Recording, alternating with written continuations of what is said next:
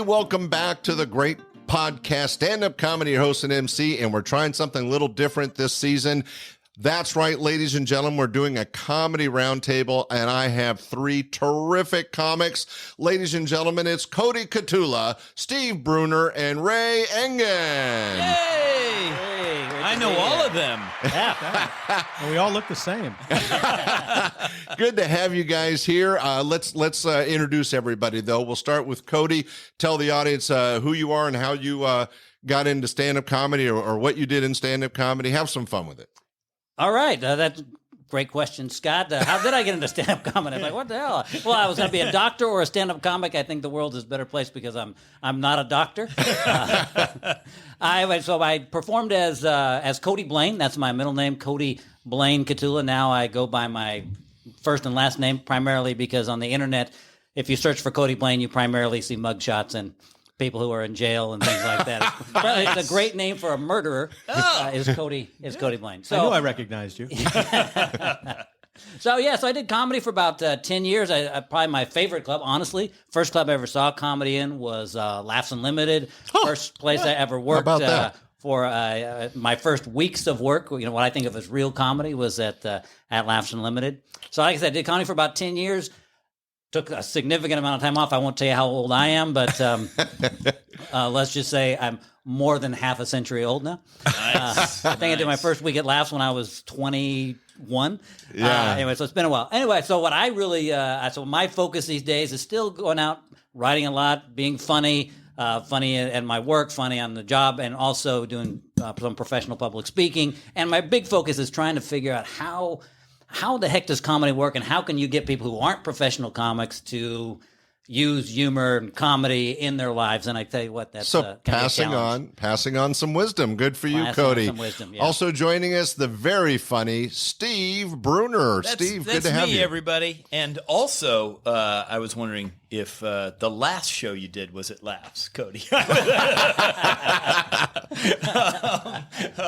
I've been doing comedy. I think we all kind of started together, so back in the day, and been doing it since then. And my first week was also at Laughs Unlimited. Whoa, that's Big, long two. week. I'm two That's for right. two. Yeah. No pressure, Ray. And just been doing stand-up at clubs and colleges and cruises and corporate and in my living room during COVID. Well, we should say for that Cody did go in and out of the business, but Steve, you've been an ongoing professional comic for 30 years. 30 years. That's and right. and That's still right. doing it. That's and right. we just did some work together in recent years, and That's it's right. great. It is work being with Scott. Let me just tell you, people, it is work. All right, well, with that, we're going to Ray. Ladies and gentlemen, comic professional Ray Engan. Hey there, I was waiting for the big applause and everything like that. Yeah, sorry. No, my very first foray into comedy was a bunch of guys sitting around a table like this having a few beers at UC Santa Barbara, and I saw a sign that said amateur comedy competition. And I was drinking, so I said, yeah, I could win that. And my friend signed me up, so I had to do it. And I actually did win the contest. Yeah, baby. It would have been better to come into second place because second place got Tom Petty tickets. I got to host an air guitar contest. So that's kind of Interesting prize. That's my comedy career. And I think my first week, I'll just say it was at Laughs Unlimited. There you go. There you go. Yeah. There's a pattern. Go with the flow. Well, Yeah. it's great to have all of you guys here on the podcast and a comedy roundtable. It's kind of a new idea for me. It's been tried on TV a couple times. But what I thought we'd do is talk about what we've gotten out of this industry, which is so unique and so different. For example, is there something that you know now as a professional that you wish you knew when you were an open micer? Well, stepping in, I would say that listening to people's suggestions would have helped me a lot more. I was so excited about doing comedy that when I finally got around to actually listening to advice, it cut down my learning curve, which is why I value, Cody doing his how can people get funny, and I also would have probably networked a little bit more. I didn't understand. I mean, I don't think there was the word networking back then. Yeah, well, but in my comedy course, one of the things we talk about is that a lot of comics didn't realize it's a business and you're the product. So you have to sell that product, and that means sales, marketing, getting your word out there. Cody, was there anything you know now you wish you knew then? Well, I mean, I guess to pick up on the whole networking thing, and it's I think you have to know people. I mean, and I don't mean know people in like this person and they're going to help you. They're going to get you this job. But you basically, you're up on stage alone, and you're up on stage alone, and you need support.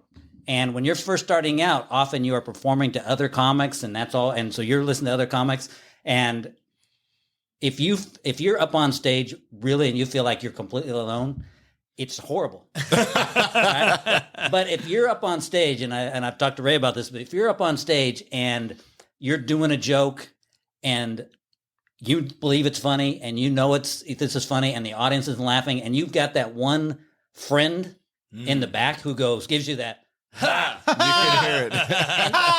and it's a laugh of support. And I think having that and really, I think cultivating and giving pity. I'll take it. I'll take giving that to the people, really understanding that this is you're up on stage by yourself, but you need to help other people and be willing to be helped by other people. I think that is a big comedy thing. Is a community, and cultivating those relationships, I think, on or off stage gives you support because it's a really tough industry. Ray, have you picked up something with age that you wish you knew when you were just starting? That nobody gets successful by themselves.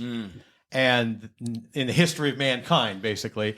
But of course, when I did comedy, I didn't get represented by anybody. I didn't let anybody help me. It's like I did all the stuff by myself. And and I think most comics think the business is fun, but that's not really it. The business is money. And you have to be able to show the club owner that you can bring people into the place that drink heavily. Butts in the seats. Yeah, butts in the seats. And it doesn't matter how funny you are. It's how many people you can bring in for the owner. Yeah, and being funny helps. That's right. Yeah. I did read something. I don't know if it was Sylvester Stallone that said a lot of people that enter into show business focus on the show. Very few focus on the business. And business is the way bigger word.